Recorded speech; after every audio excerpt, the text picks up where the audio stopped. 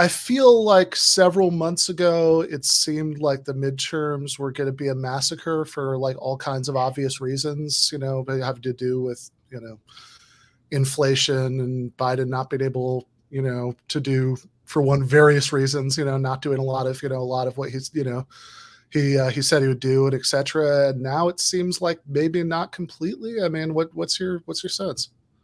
Well, and the other reason for that is just that historically, it is the case that the party in power loses seats. The party who holds the presidency loses seats.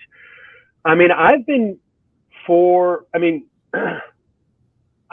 pretty optimistic that the Democrats will hold the Senate for a while, and I'm not really seeing anything that would make me change my mind on that. I mean, I think if things go very well for the Democrats, I think they'll pick up 2 seats.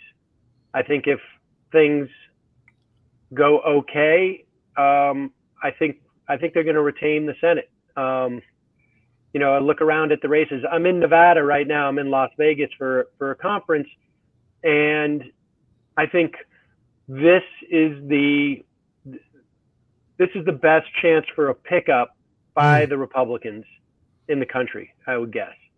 They're just flooding the airwaves with money. There's a tremendous amount of money that the Republicans raised, and they're going to just dump it in the next, 3 weeks. But I think Fetterman's going to win. That's going to be a pickup for Democrats. I think in New Hampshire, I don't think Bolduc is going to win, so I think that's going to stay in the Democratic column. I think Colorado was looking maybe, but I don't, problematic for the Democrats, but I think it's going to stay good for them. I think Mark Kelly is going to beat Blake Masters in Arizona. I don't know if you just saw that Peter Thiel basically made an offer to McConnell's Republican PAC. I'll dump in $15 million if you dump in $15 million. And McConnell said, pass. And so Thiel is going to dump in $15 million anyways. I don't think that's going to ultimately prove decisive. I think it's, people already know Kelly on some level, and I think it's harder, for like a late surge to hurt an incumbent. I just saw Blake Masters. We watched the clip today on the show of Blake Masters on Fox, and seemingly he's getting a lot of like tough questions about why he removed from his website the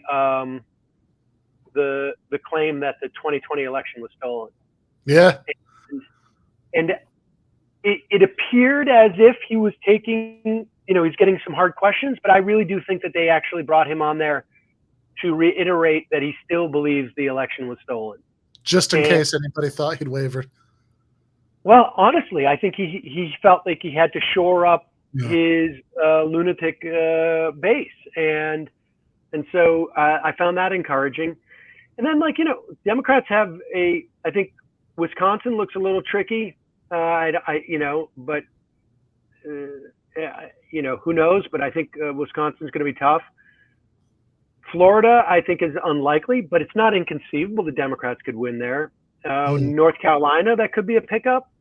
And so, I think at the end of this, you're going to see Democrats with 50 to 52 seats, maybe even Iowa, but I think 50 to 52 seats. I think the House is much harder to do. There's a lot less, seats that the Democrats even have a chance to win, insofar as the number of districts, I can't remember off the top of my head. I think it's down to maybe 21 that, have a Democrat and voted for Trump type of situation, or vice versa. And I suspect the Democrats are gonna lose anywhere from 5 to 15 seats, or have a 5 to 15. The Republicans at the end of the night could end up with a 5 to 15 seat majority. But,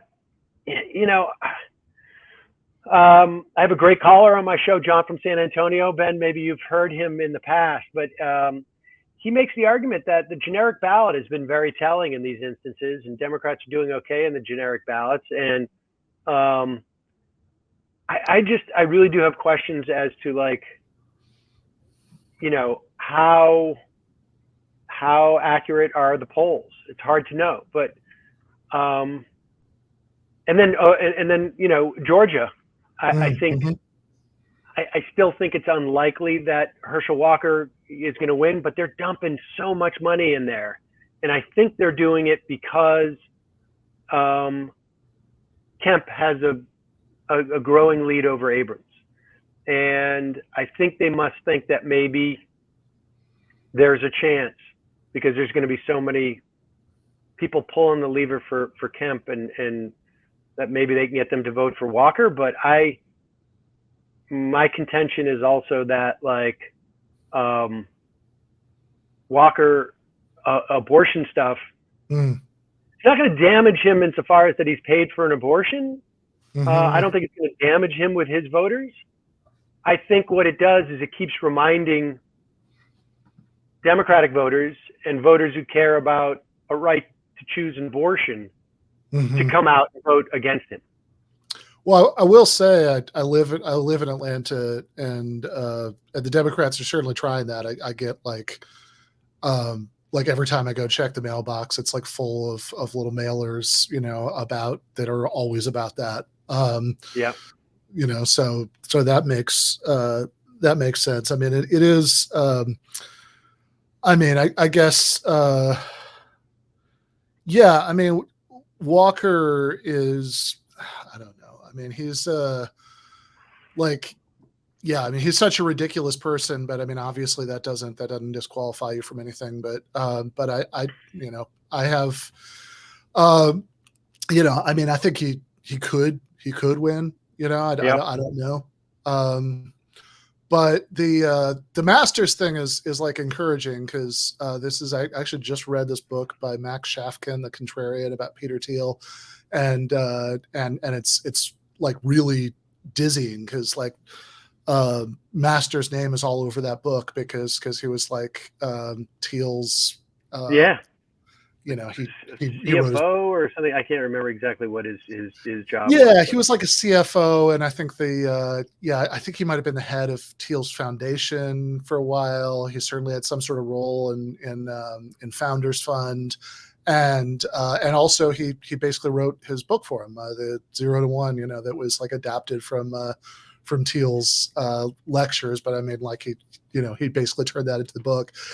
And so it's just weird. And I mean, this also brings us to Vance, because like both of these guys, right, are entirely creatures of like Peter. I mean, Masters more than Vance, but I mean Vance to a very great extent. I mean, just creatures of Peter Thiel's, largesse, and both of them are running as like populists who care about the ordinary people who've been forgotten, and deindustrialization and all that stuff.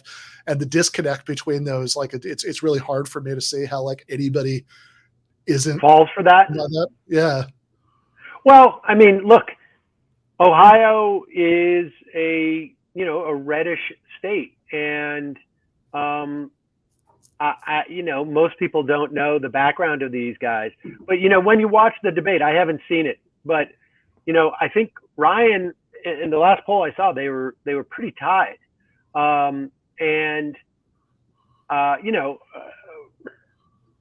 Ryan is not my first choice of who I would like to be in the Senate, but at the end of the day, judges.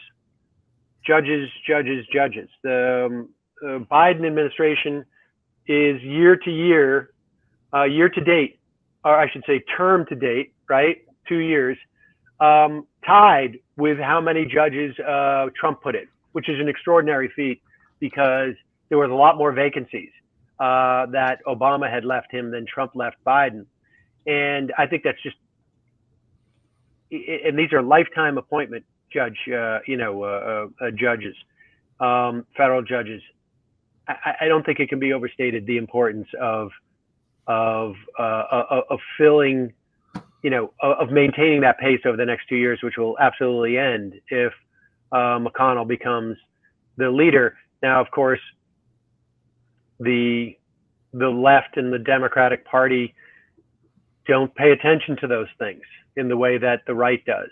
Right. And so nobody's campaigning on that, but that to me seems to be the biggest issue in this election. But Ryan seems to be running a Sherrod Brown inspired campaign.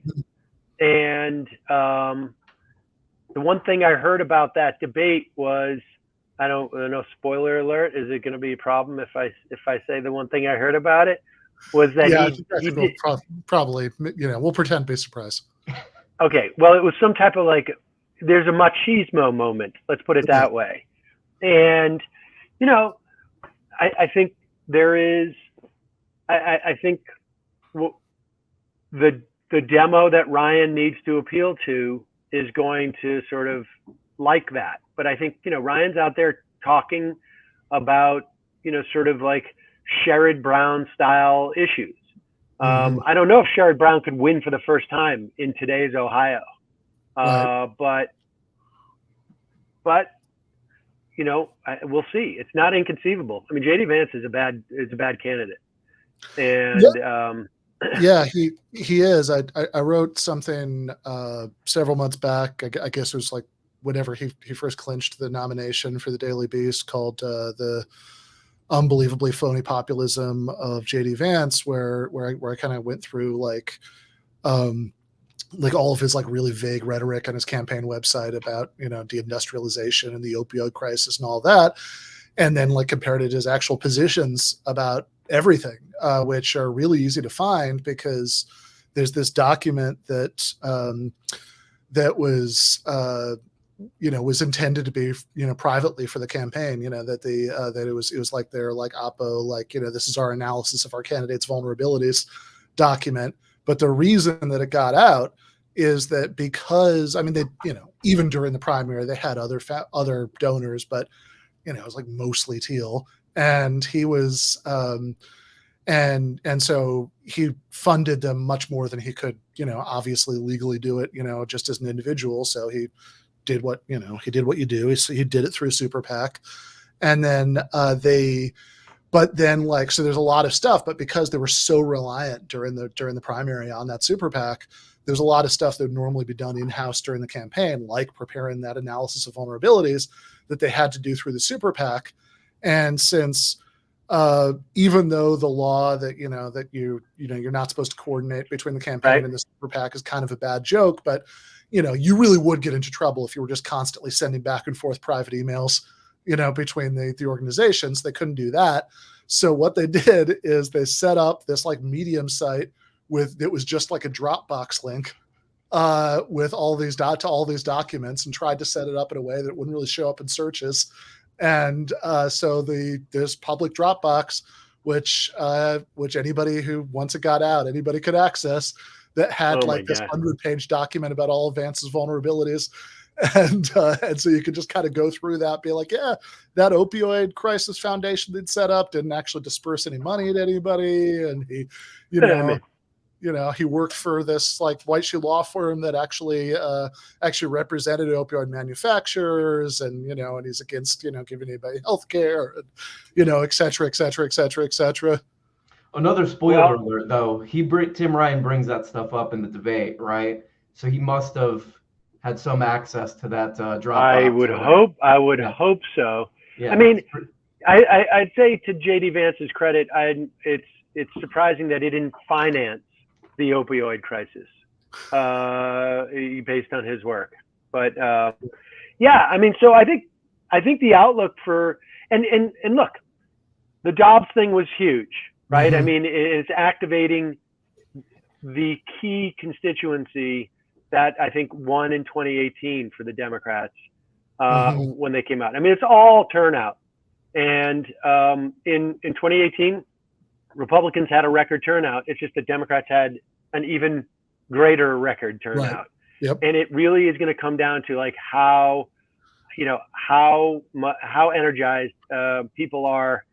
I think relative to the Dobbs decision. But I also think that, like, in the past, I don't think people are going out going like, Biden was able to land the Inflation Reduction Act. But in doing that, he avoided like the huge narrative of they can't get anything done. Right. And that did not develop. And then insufficient, but still welcome, $10,000 to $20,000 of student debt reduction. Mm-hmm. I think that's got people jazzed, or at the very least, it's not going to be a source of suppressing enthusiasm. And same with pot. Yeah, for sure. I mean, the pot one is like a little bit more underwhelming than the student loan one when you look into it. That because it doesn't let it out, because there was nobody actually in federal prison for simple possession at the point that it came through. But like, still, doesn't it expunge records though? Yeah, I mean, it helps. It helps people who've gotten out to like get access to various federal, services and employment and stuff like that they wouldn't have been able to get. So I mean, it's not nothing. It does help people. But the big thing for me is he started the process of rescheduling cannabis. I mean, that's the big thing. And at the end of the day, I mean, the pardon's got more of a headline, but it is. They have made what that does. In saying that nobody should be in jail for possessing marijuana on a federal level. Well, then how do you justify anybody going to jail next week or in a month or 2 months? You can't. So I think that basically is putting the rescheduling on a path of, at the very least, decriminalized on a federal level. And that's going to have, huge implications for research. And Yeah, and it's incredibly popular. I mean, like there are some polls where like 55% of Republicans support full federal legalization, never mind Democrats and independents. So yeah, no, I think that's all true. I would also say, like, I mean, I think that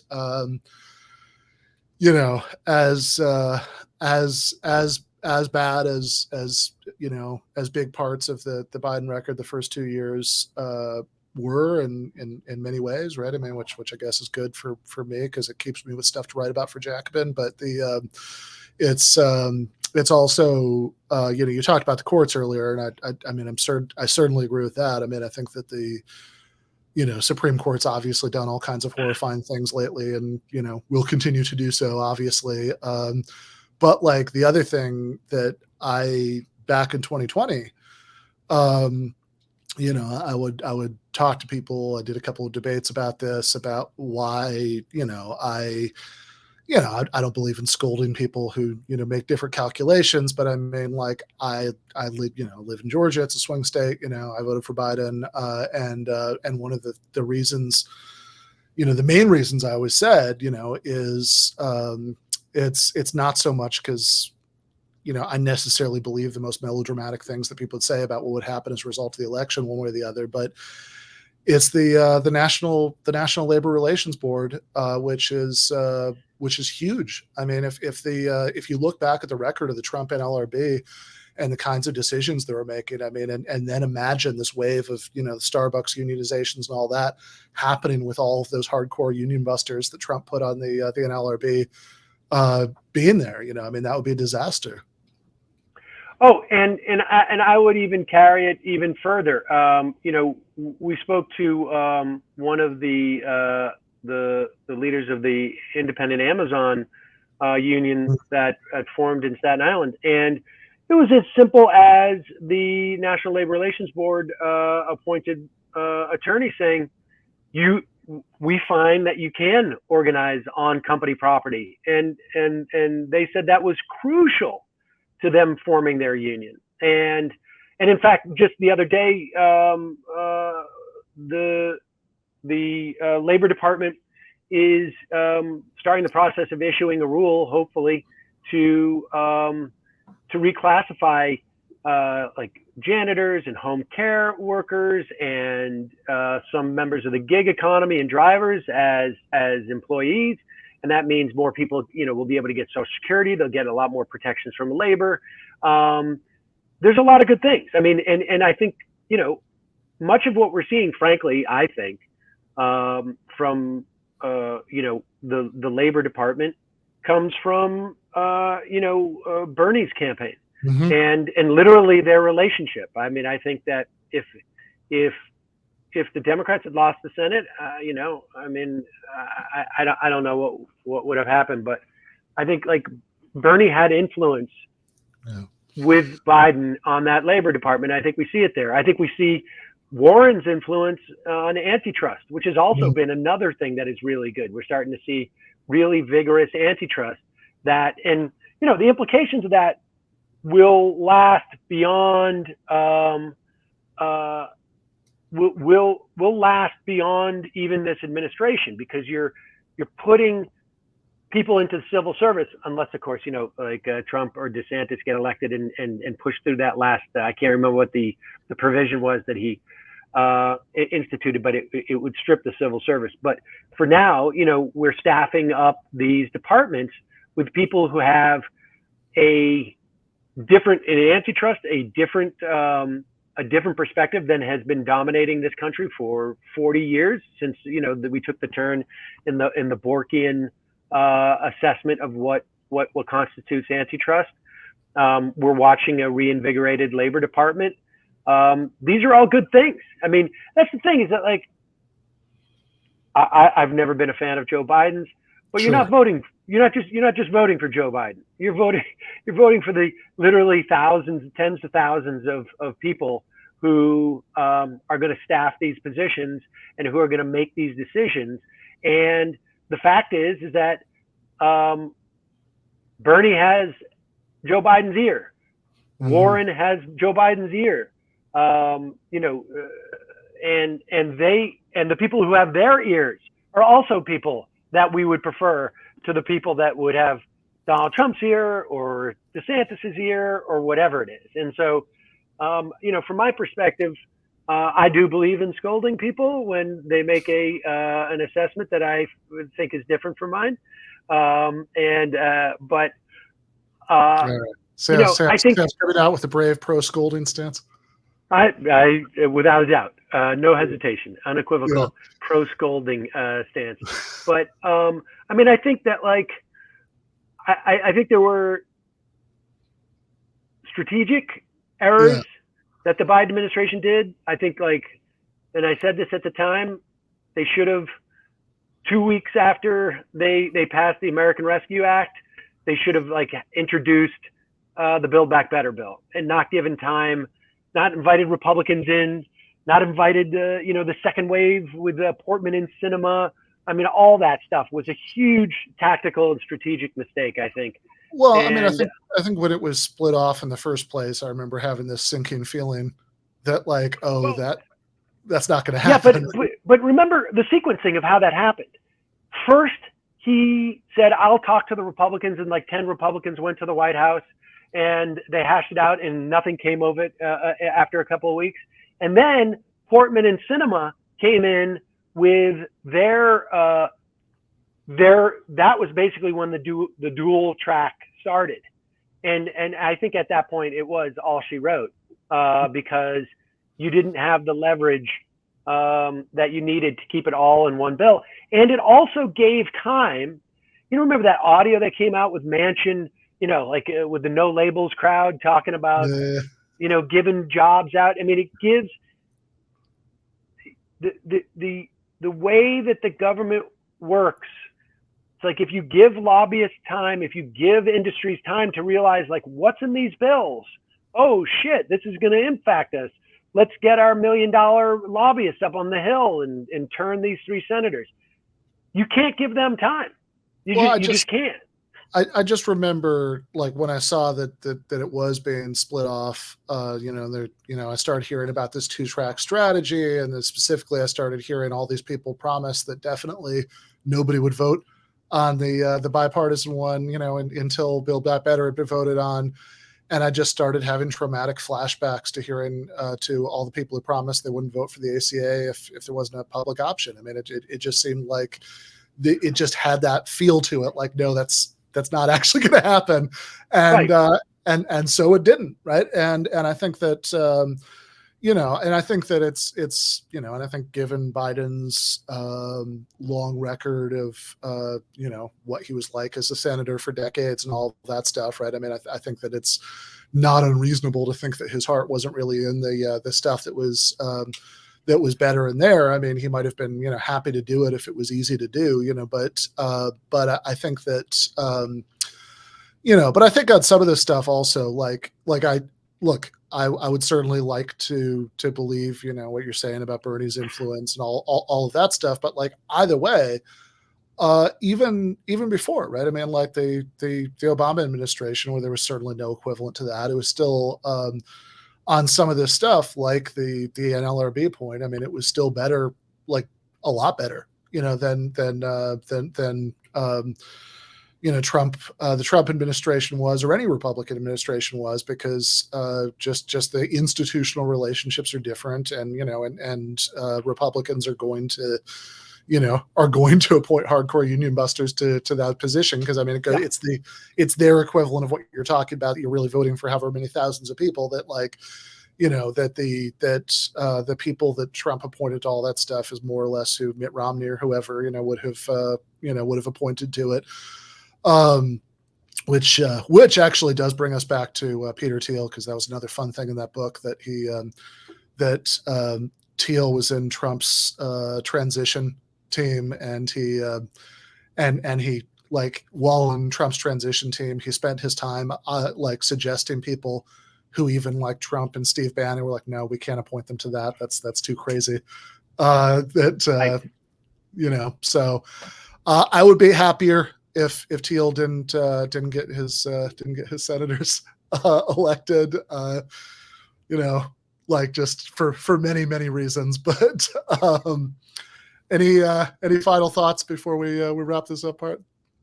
No, I mean, I think it's really just watch, the money, where the money is going in and how much money goes into these races. That's going to determine, particularly, when you got these very close races, $20 million worth of ads can make a big difference, I think. But, in the last 3 weeks, we saw that, with all that like APAC money coming in to defeat progressives in the Democratic primaries. Right. It's the money's not as effective, I think, on a Senate level, but, you start to ramp up those dollars. So I don't know. For me, it's like, it would be great to have 52 senators and a Democratic House, and really test how, sincere people have been talking about getting rid of the filibuster for things like Voting Rights Act or protecting abortion rights. Right.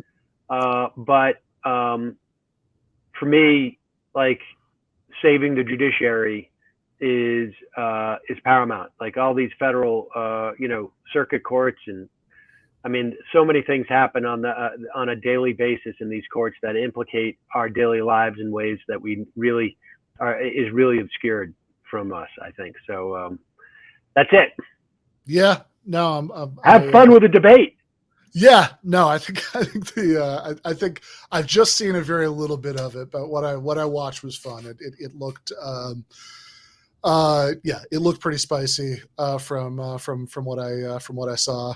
It's great. You gotta love it. It's good. It's really good. Okay. Yeah. So this. Yeah. So definitely looking forward to that. And yeah, I mean, I think it's I think even if it is, I mean, I think even if the better things don't happen in this scenario where the Democrats have the House or whatever, which I guess I think probably they won't, but but whatever, we'll see. Even if those better things don't happen, I think a holding action against the Teal people getting into to the Senate and the Republican majority in the Senate and all of those things, I think that just because, I think just because there's like a 10,000-mile gap between, what we want and anything that's likely to happen, in the next couple of years doesn't mean that we won't notice the distance, the extra distance, if it's like it broadens out to a 20,000-mile gap. Of course. Just get ready for a lot of Marjorie Taylor Greene-led investigations into Hunter Biden. Oh yeah, you're going to know more about You're going to know every single pimple on Hunter Biden's ass by the time we get to 2024. So enjoy. I mean, now you're not selling me anymore because the Marjorie Taylor Greene investigations into Hunter Biden would be hilarious. So I mean, I almost want to see that. I mean, yeah.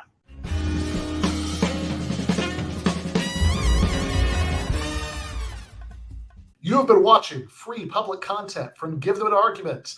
To access every single episode of the show, the main show on Monday nights, all of the streams, all of the debate breakdowns, all of the patron-exclusive postgames on Monday nights, all of the patron-exclusive bonus episodes every week, and much, much more, go to patreon.com/Ben Burgis. I cannot resist ending this with, don't be foolish.